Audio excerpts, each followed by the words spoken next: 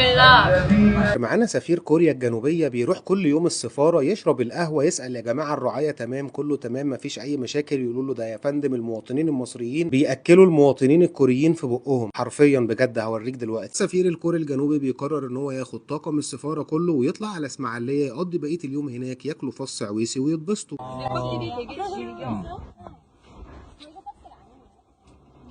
good. 씨가 있긴 있어. بقول أي حاجة يا شيخ العرب، يعني سمعنا صوتك، منور الدنيا والله. 껍질도 괜찮은 것 같아요. 씹히긴 하지만. وزي ما اطمنا على السفير الكوري الجنوبي لازم نطمن على السياح الكوريين الجنوبيين ونشوف هما لسه بياكلوا في بقهم ولا حد أثر معاهم. السلام عليكم. السلام عليكم.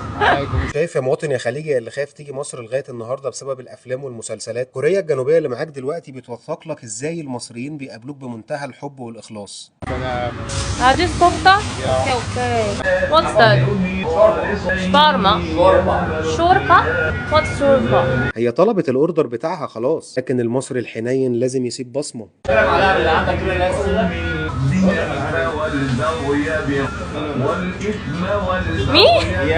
هو اكيد قاعد بيريح وبياكل الوجبه بتاعته، ولكن في ثانيه هياكل هو وهي من طبق واحد. No, no, no, no, no, you.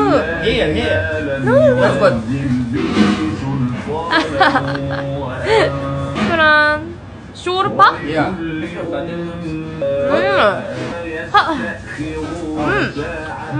كويس.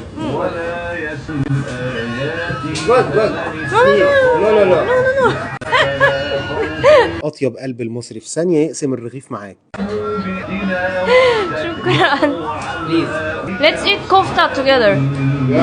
حتى الدبوس اللي كان فايض من المناب بتاعه او من الوجبه بتاعته هيدولها. المصري حنين يا جماعه. chicken. You take chicken. Where from? Korea. Korea. The best Korea. Egyptian food? Yeah. Bismillah.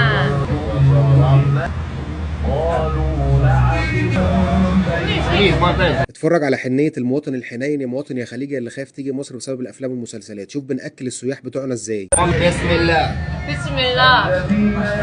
هم يا جمل تاني. بسم الله. بسم الله. هم يا جمل تاني اخر مره خلاص. بسم الله.